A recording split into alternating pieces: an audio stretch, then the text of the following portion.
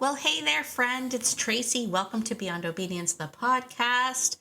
Today, I am giving you a surprise sneak peek behind the scenes, little snippet. I don't know how many other ways I can say that to, to what goes on inside the Fearless Framework, that online coaching program that I'm always talking about. Well, if you didn't know, we do have monthly Zooms where the students are able to ask questions, submit videos, and I thought it would be kind of fun to let you kind of sit in on what goes on behind the scenes. So, without further ado, let's get into September's Fearless Framework monthly coaching call. Ready to have a calm and peaceful life with your dog without the stress of those fear-based behaviors? Hi, I'm Tracy, and I've been there, overwhelmed by all the conflicting dog training advice and unsure of what to do next. But now I help dog lovers like you simplify your life with your dog by building confidence naturally, fostering trust, and addressing those fear-based challenges. So, if you're ready, stop chopping those chicken wieners and let's get to it.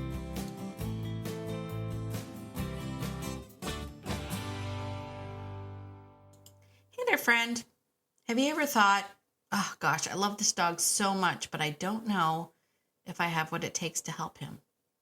Maybe you've been avoiding walks because of the barking or the panic, and it's all just too much. Perhaps you've tried obedience treats, calming sprays, supplements, and still nothing is working. Or maybe you're just lying awake at night wondering, can I even do this? If that is you, let's take a deep breath with me, because there is a way through this, and it starts with the Calm Down Dog Bootcamp. In this bootcamp, it's a 3-day live event that will completely shift the way you think about fear, reactivity, and trust, because you don't need more fixes, my friend. You need a framework that actually finally makes sense for your fearful dog. Inside this bootcamp, you're going to learn why obedience doesn't work on fear and why that matters way more than you think. The one thing that you can start to rely on that actually works, even when everything else feels like a flop. And more importantly, how you can start to show up in a way that builds confidence for your dog and for you. So if you're tired of bracing for the worst and ready to feel confident again, this, my friend, is your next step. Be sure to grab your spot at beyondobedience.ca/bootcamp. That's beyondobedience.ca/bootcamp. And I'll see you there. Because remember, calm isn't just possible, calm is contagious. And it starts with you. Let's do this thing. There we go. There we go. I should have Now the we're unmuted. unmute. Okay. No, I'm here. So thank you. How are you doing? Doing okay. Doing okay. Good. We survived the summer. Our house is on the market. We're looking for a new place. Yeah. And overall, Henry has done great with all the chaos. We took him on vacation for a week and he did fine. I mean, he doesn't like other dogs, but I mean, him as a dog, he's great. He's doing great. But you had mentioned that about moving is a good time to start new things. Yes, And I did.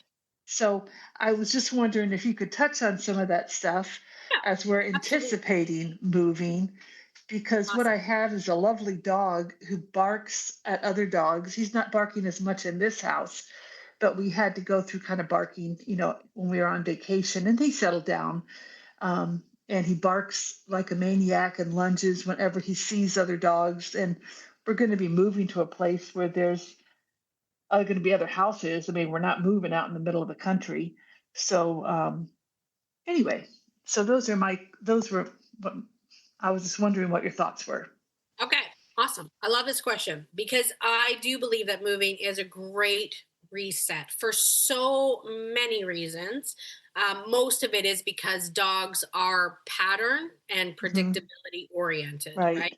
I mean, So, he walked out of our house and he automatically looks across the street for the dog over there, and he automatically looks in the backyard for the dog, the hounds running through our backyard. I mean, he knows that. yeah. Yeah, Yeah. he knows what he's supposed to do, and that's what he's been doing. So it actually is a perfect opportunity to reset things. So Mhm. one of the first things that you're going to think about is because you don't have the house yet, so or your place, right? You haven't purchased a place No, yet. no, yeah, Okay. it's all in the process of, yeah. Gotcha. So, right now, what I want you to sort of think about, and I don't know if you're a journaler or how you process things. I like to Mhm. write stuff down, but I want you to sort of think about what is it that you like? What is your vision? What do you see as, moving forward, what you'd like to be and what you'd like to do and how you would like him to respond? And the reason why I want you to really think about it again, and I know I've mentioned this before, but I'll say it again. Lots of times we think about the things we don't want. Uh-huh. Okay. We think Mhm. about it in the terms of, well, I don't want him lunging. I don't want him pulling on the leash. And I don't want this. I want you to Mhm. go, what is it that I want him to do? I want Mhm. him to be checking in with me. When people also say, I don't want him pulling on the leash, what do you mean by that? Like when you envision not pulling on a leash, first of all, you can't. You can't envision not pulling on a leash. You will always envision it. As soon as I say pulling on a leash, every single one of you thought of a dog pulling on a leash, right? Mhm. Even though I said not, you all Mhm. thought in your head of a dog pulling on the leash. Your dog pulling on the leash, history of you having been pulled by a dog on a leash. You all thought the exact same thing, right? Everybody nod their head. Mhm. You know I'm right. Mhm. You know what you're talking about, yeah. Exactly. Because I did too. Because Mhm. I did too. So you need to think about what does not pulling on a leash look like? Or in other words, what do you actually want? Because for me, not Mhm. pulling on a leash does not mean a heel position, right? I Right. don't think of a dog walking right beside me at a heel. No, see, I I don't, it's funny. I don't do that with Henry much because really he's happy just kind of badoop badoop badoop walking around me. Do you know what I right, mean? yeah, So I don't live in the city where I have to have him right by my knee all the time. right. Yeah. So I don't think about that. I do know that one of the things that I have, because I don't have a really clear cut of what that looks like, and I kind of Hmm. allow my dog to do the thing. I have like a don't pull me as a like Hmm. as my bar. But I will say one of the things that is frustrating is my dogs will move a lot across my path, Hmm. Hmm. so I have to make sure that I do this. If they want to cross my path, unless they're on a long line, if they're like on a Hmm. long line and they're way ahead of me, that's completely different. But if they're on their 6 foot line, if they want Hmm. to cross my path, they have to go behind me. That is Hmm. my steadfast rule. I will not Hmm. let a dog cross in front of me when I'm walking. One, because they Hmm. trip me, and two, because that is them being in charge of the space in front of me. And I do not allow that. And Hmm. that's just something that I've done over the years. Even with this, like I'm starting to do it now with Gunther. He's Hmm. brand new. He's just following dogs right now. He's got no leash manners whatsoever. He's just following dogs. But if he goes to move in front of me, I literally put my leg up and I bump him and he kind of looks and then I'll step in front of him and then I'll guide the leash behind me. I'm like, if you want to go that way, you can, but you never walk in front of me. That basic That's rule good. of Hmm. my walk has Hmm. been my standard for all dogs, right? So Yeah. I don't have many hard fast rules, but the two that I basically stand by is don't pull me and don't walk in front of me, don't cross in front of me. Hmm. Um, so when I And think of, you see, and I tell him with me when I don't want him pulling, but he doesn't necessarily have to be in a heel. I just say with me, and he yeah, knows what that means. Yeah, yeah. yeah, it means Okay, come but back that's into helpful. the realm Hmm. of where Yeah, my leash is. Yeah. So yeah. you can still sort of have that, but Hmm. like for example, if I have a dog that's slightly in front of me and he's over there sniffing, and I say with me and they comes back and they go to cut and cross, I'll be like, and I give some leash Yeah, that's direction. good. Like, you got to Hmm. come back this way. Just don't cross in front of me. Right. Hmm.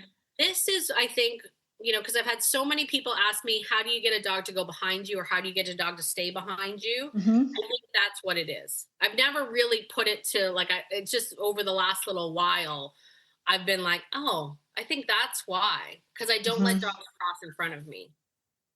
Okay. Lynn says, how do you know? Oh, small dogs are hard, Lynn. But yeah, you do have to tighten the leash.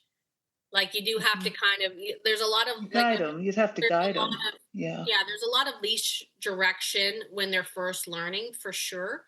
But it does start to become a habit. Like Rue, I think because Rue is nervous and unsure all the time, Rue constantly goes on either side behind me. She's always moving behind me. And immediately it's a bit of a pain in the ass because I have to switch hands with my leash. And if I'm walking more than one dog, I'm like, which leash was that?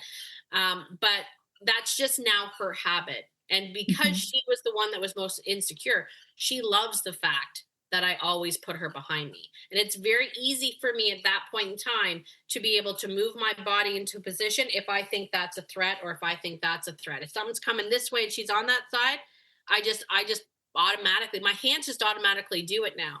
So I've trained myself to get into that position. So that's sort of something that I want you to kind of think about. And these are the things that you can start to change, Hmm.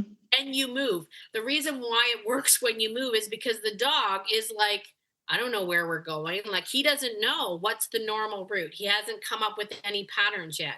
So you Hmm. can start to, move this, move these things into that space. Hmm. So That's really helpful. Yeah. yeah, I want you to think about those kind of things, because moving forward with Henry, um, I am getting the impression that his stuff is more frustration than anything else when it comes to other dogs. Hmm. Like, where do you live, Laurel? Or where I'm you up moved? in. Oh, we live in rural New Hampshire right now, and we're moving down to. I mean, most of the world it wouldn't be a big city, but for us it's more city, um, and so it'll be more. We have houses in a neighborhood. All of our houses in our neighborhood have at least an acre or two. Do you know what I mean? Yeah, And so yeah, we're moving to a similar type place, but it's going to be probably more cars on the road. It's we're not gotcha. moving in a city, but we're moving more to a neighborhood, um, kind of neighborhood slash rural area, I guess. Okay. Um, Because like, these are one of those things where I wish you were in Canada, because I don't want to go to the States, but also but these are one of the things where I would love to actually see his reaction with my dogs, because I would be willing to bet he's just frustrated. uh-huh. This Well, my vet said when I took him in to get his shots, he said, Laurel, he said, I bet if you put him out in the middle of a field with another good dog, he would have a lot of fun. And you guys stand in the back and you just let dogs be dogs. He would probably be totally fine. But yeah, the problem is I don't, there's no larger fenced in area like that to do that. I yeah, have one friend who has a sweet big dog, female dog, but he's never on a leash. And you've told me that I should keep him on, let kind of walk together for a while. yeah, And that dog is never on the leash. He lives in the middle of the woods. And I'm not sure I'd trust Henry off leash in the middle of the woods where they live. But anyway, and then my other friend who had a real sweet dog, the dog died, and now she has a puppy who's Henry's size or a little bit bigger. But I don't know if Henry, I don't know. I'm yeah. unsure of how, Puppies are a bit challenging. I because would, they're unpredictable too. yeah, and also, um, especially depending on the age of the puppy. So there's a moment in a puppy's life where the puppy pass is revoked, and Uh, that's when older dogs will start to correct more harshly hmm. the puppy's Yeah, behavior. And if you don't have a solid behavior dog, I wouldn't test right. the correction. Yeah, Like, I See, trust. our old dog who died was wonderful with Henry on Yeah, that regard. Do you know what I yeah, mean? He yeah, lived with her for the first year of their life, And she was perfect. I mean, she was great with Yeah. him. And she would have had But she the was, yeah, tooth she was out. steady. Yeah. Yeah. So yeah, and so yeah, I never test with a puppy. Mhm. But I agree with your vet in the regard. That's why I mean to say I get this feeling that he's getting more and more frustrated Yeah. with the inability to be able to go and be and say A the thing dog. he wants to say, Yeah. right? Yeah. And so I would say to you when if and when no when Hmm. your life is going to calm down, let's just give that, let's just give Laurel that good vibe. Your life is going to start to It calm will. down. It will Once you once we move, move. everything will Yes. be Yes. fine.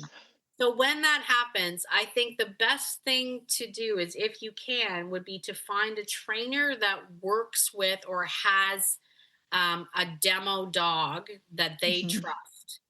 Like your Newfies type of dogs. Yeah. Yeah. And it doesn't even have to. I mean, my Newfs aren't trained; they're just well behaved. But even with a well trained dog, Hmm. uh, that like a lot of trainers have like demo dogs, which are like wickedly awesomely trained, but they tend to be balanced. They tend to be non reactive because of that. Hmm. If you can find a trainer that Hmm. has a good demo dog that you can say, "Hey, I would love to get my dog out, see how he is," because there's, I feel as though he just he just needs an opportunity to find the right dogs so that he Hmm. can have that opportunity to be a dog and to Right. play and to do all Yeah. that.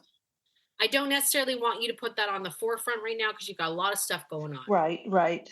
But Yeah. And my hope is that once we move down there too, there'll be a lot more options of you'll like have a lot I more knew options. of one dog trainer up here and I tried two lessons, two circuits of training with that young woman who was very nice, but all I ended up was with a fat dog because all we did was treat the dog. I mean, that was the training that I got with that dog trainer, and I learned some good things, and she was very nice, but it wasn't what Henry needed. Yeah, And I've learned a lot more this year listening to you and working on my relationship with him. yeah. Um, that's what I've needed. Yeah. And that's what Yeah. I'm saying. This, if you can find a trainer with the dog, Hmm. then you can start to work on that dog reactivity. Because as I say, I don't think his reactivity is based in aggression. I think it's literally just frustration. Hmm. And frustration is understandable, right? He grew Hmm. up with a very balanced, sweet dog. So he has the foundation Hmm. in those primitive or formative years or year of Hmm. his life Hmm. that he had Hmm. a great dog. Yeah. So he's got it in him. Like Hmm. the programming is there. I think he Hmm. just needs the right dog. And Hmm. you're absolutely right. There's advantages to living out in the middle of nowhere, and there's also Hmm. disadvantages to living out in the middle Yeah. of nowhere. And the disadvantage is, like, for people that have dogs that are challenged with finding the right dogs, there's not as many options. Like, because there, you might find a great daycare, that can Hmm. take him once or twice a week where he can go and just be a dog and play with other dogs and whatnot, and then work with a trainer to work with and walk with other dogs. Like, who knows what you'll find? Like, Hmm. there's probably going to be lots more opportunities. You just have to Hmm. be very diligent on who you choose. Hmm. Um, because as I say, if I was working with you personally, I would have Hmm. him with another dog on the first day, and I would test that, and we would probably, I would make the bet to say he's one of the dogs. I would probably take him off equipment and in within 15 minutes and let him run around with the dog. Hmm. That's Hmm. that's the vibe I get from him. I don't get a vibe of like he's trying to kill other dogs. I I think don't think so. Yeah, I don't. he's Yeah, and the frustrated. vet didn't think so. Yeah, Yeah. yeah, So I think yeah. that would be your next best step. All right. Well, see, So thank you so much. I'm not Yeah. done. I'm not Oh, done with okay, good. let Okay. me just keep on going. Just I'll try to like sum it up because I know I have more questions. So the other thing that I want you to do is, if possible, during Hmm. the time around your move. Hmm. Oh, let me back up a step. Before you move, I want you to do, Hmm. like, when you're looking at the house, I want you to think about what are Henry's current hot spots, if there are any. Um, like as far as where he might run to windows to bark. I want you to look and scan as a dog. I want you to really get into when you're walking around that new place and you're like, this is it. I want you to be like, okay, if I was a dog, where are my hot spots here? Is it the Mm-hmm. front window where it faces out to all the, thing? What am I going to do about that? Mm-hmm. Is that going to mean that we're going to have blackout curtains or something there? Is that going Oh, I like, have film on one whole side of my house is windows. yeah, yeah. You So know, I want you yeah, to think yeah. about those kind of things and get those Hmm. in place sort of before. So Okay. they're in your mind. Think about all the hot spots. And then similarly to the stuff that I talked about with Helen, Uh-huh. um, if possible, on the day that you move, if you can Hmm. have him not be there, Hmm. if that's possible. Like if he can be at a kennel or if he can be at a friend's place, or I don't know what your Hmm. options are, but if possible, I don't really want him around for the chaos and the energy of the Yeah. move. But what I do want is I want you to take a moment if you can where you're just going to be like, all right, I'm going to introduce Henry to the house. And you're going to walk him in on a leash. Doesn't necessarily have to be Hmm. his trading collar, but a collar and leash, Hmm. right? Yeah. Yeah. Walk him in, walk him through the house, being like, this is where this is where you're gonna eat. You can Hmm. talk it through if you want to, even if it's just for you to kind of really get into this. This is our Hmm. backyard. I want you to do the perimeter check of your backyard. I want you to do the same thing. Like, let's look over here, let's look back here. I want you to do the front yard. The front Hmm. yard is the most important thing because remember, in this moment, it is not his territory. Hmm. So he has no territorial attachment to it currently. Hmm. So this is your prime time to walk that front territory, walk the edge of it. If you can, like stop and look and kind of look at things, look at the neighbor's place. If a neighbor comes out, these are going to be the moments where he's going to ask the most questions. We Hmm. miss those questions. Those questions are, is that a threat? Do we Hmm. care? That's what the Hmm. questions are. Is that a threat? And do we care? And what happens for most people is we don't go through this whole part of moving with them. We just are like, this is your home. This is your new Hmm. backyard. Go on now. We throw balls and we're like, go look at all the space you have, or whatever. We Hmm. don't actually take the time to listen to the dog because the dog will go, oh my gosh, there's a thing over there. Is that a threat? And he'll look around, nobody's around. He'll be like, it's got to be a threat. I don't know what that is. So we Yeah. want to make sure that we're going through and we're taking that time to be like, who's that guy? And if he looks up at you, oh, that's just the neighbor. He's okay. All right, let's go on walking along. Hmm. Yeah. Oh, that's a kid on a bike. Oh, we don't see Hmm. very many kids on bikes.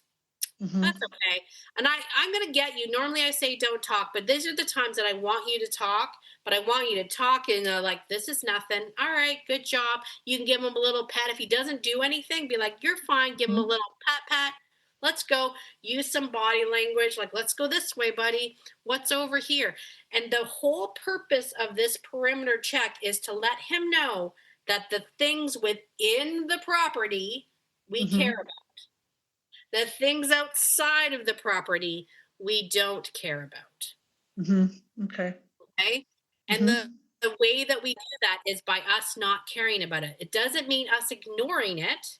It means Hmm. us not caring about it. We have to acknowledge it and then not Hmm. care about it. Hmm. Because the difference for him and for dogs that understand this perimeter check is Hmm. that things going across or in front of our property don't matter as long as they don't turn into our property.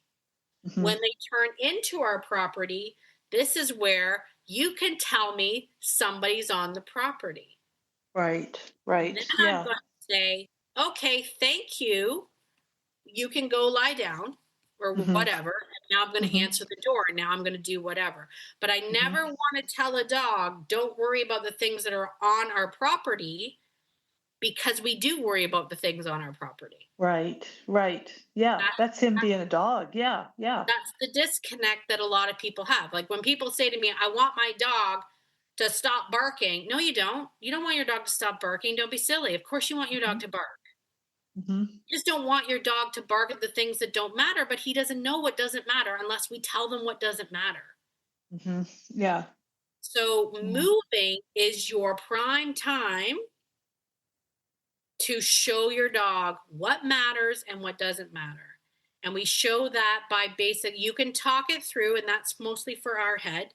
You can talk it through, but we can be like, oh, that's nothing. Okay, let's go on, buddy. Let's move. And we'll show him, like, let's go this way. Good job. If he starts to get worked up, we're going to be like, oh, we're concerned about this. I want you to back up away from it. I'm going to step in front of you. I'm going to look at it again. And I'm going to be like, nope, it's good. You're fine. Mm-hmm. This is We fine. do that with pickup trucks going down the road. Oh, yeah, right. Because he had that pickup truck thing. Yeah. It's a pickup truck thing, but yeah. So that's good. Yeah. Yeah. He is really, I mean, one thing I've noticed a huge change in him over the last year is he does check in with me often. Yeah. In the house, on walks. I mean, we always have to grow in that area, but he's doing that a whole lot more over the last year. I mean, that's an area of growth for us. Yeah, So absolutely. that's I think that's where most people start to see it, is that they see the organic check-in, is what I like to call it. Yeah. Not the paid check-in, which is what a lot of people teach their dogs, like look at me or whatnot. That's a paid check-in, and it still has value. Don't get me wrong, a check-in is a check-in. But I want to work towards an organic check-in, which is what you get when your dogs are just like, hey, there's something there. Did you see it? That's right. Yeah. And that's what I see. Yeah. Are you worried about it? You're not worried about it? Okay, then I won't be worried about it. That's how we do that. Yeah. No. Lynn asked how to show the perimeter on the outside of the yard during the winter with snow. You have to dig a trail. Yeah. You have to dig. You do, Lynn. I know you have like terrible snow and stuff, right? But you have to dig a trail. Interesting enough, because I don't have the same amount of snow, or knock on wood, haven't had the same amount of snow here in Nova Scotia as I used to have in Eastern Ontario. But what's interesting, when you get snow, especially if you have multiple dogs like me, you'll see the perimeter. And the perimeter was different than I thought it was, which was my how interesting moment. Because I always just went around where we had cut the lawn. Stupid, dumb human that I am. I assumed that because I cut the lawn here, because I don't have fences, right? I'm out in the country. I thought I was being smart and I'm doing the perimeter check on the lawn. When winter came, I noticed that they did the perimeter check past the lawn and around where the old barn used to be. And that's where all the animals are, right? That's the cross. That's where the deer cross. That's where all the scat is. That's where all this stuff is. And when I was like, I saw their path and I was like, oh, shoot. And I walked back there and went, oh, that makes more sense. Yeah, there's tons of threats here. I didn't see it, right? So if you have a fence, then dig the outside of the fence out. If you have an open area, you can sort of let them sort of give you an idea of where the perimeter is. But I learned the hard way that I thought my perimeter was not the perimeter that they thought it was. So let's say in the backyard, which is fenced in, I would go on the outside of the fence, or I would go in the inside of the fence? Inside of the fence. Okay, but and then in the front yard during the winter, would I go like where the plow goes? Do you have a sidewalk? No. No. So you would go, does anyone walk? Like, where do the people walk? They'll walk in the street. Okay. So there's no snow, like everything there? Yeah. So you would go to the edge of where people walk. It basically where you want to say the edge of where people are going to be. Because that's the part, if they're just walking, right, like down walking with their dogs. Yeah. That's not our concern. Okay. So I'd have to do, I'd always have to dig out a little trail because I didn't do it last winter, because I didn't know, but like say this winter, and hopefully we won't have as much snow, but we won't know that until we were in it. So I would dig out a little path inside the yard. Yeah. Okay. Yeah. Or, I mean, if you get a dump of snow, then you have to dig it out. But if you Upkeep it, then yeah, if you just keep walking it, that will be your path. Right? yeah. I don't snow plow my path through the woods. It's just a path because we walk it, right? Yeah, yeah.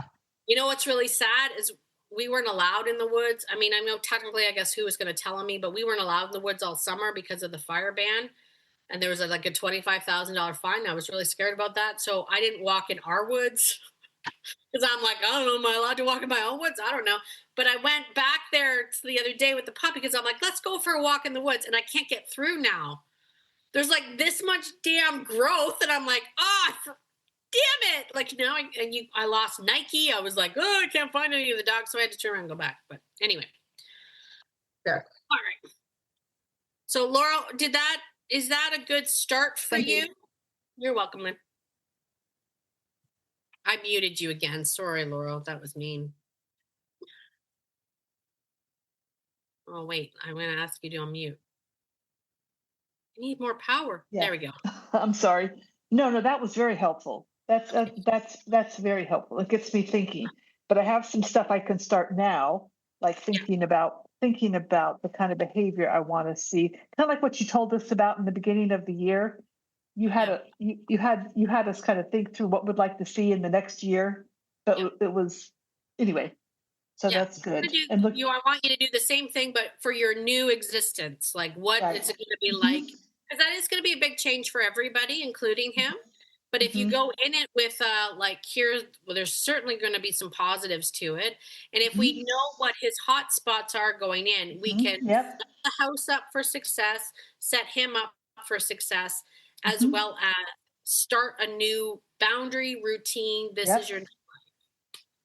Yeah, that's excellent. That's excellent. No, yeah, that's excellent. If I have more questions, I'll let you know. But this is really good. So thank you. I appreciate it. All right, so there you have it. That was just a little snippet from this month's coaching call. I wanted to thank Laurel and her beautiful dog, Henry, allowing us to not only share, but to take part in her journey, helping them navigate a big change that's happening. Moving is stressful for everybody, including your dog, but it can also be full of opportunity. So I hope you enjoyed this episode. Hey, listen, my friend, if you really like this kind of stuff, can you do me a favor? Be sure that you are inside that boot camp. Come to the Calm Down Dog Boot Camp. More of that, more trainings, more opportunity for you to receive coaching as well. All of that is happening October 7th through 9th. If you can't make it live, you can still submit your questions, and you will have access to the replay. I want to see you in the seats. All right. Make sure you do that at beyondobedience.ca/bootcamp. And I will see you there. And as always, my beautiful friend, please get out there today and be the person that your dog thinks you are, because your dog thinks that you're amazing. And so do I. Have a fantastic day, and I'll see you in the next episode. Bye for now.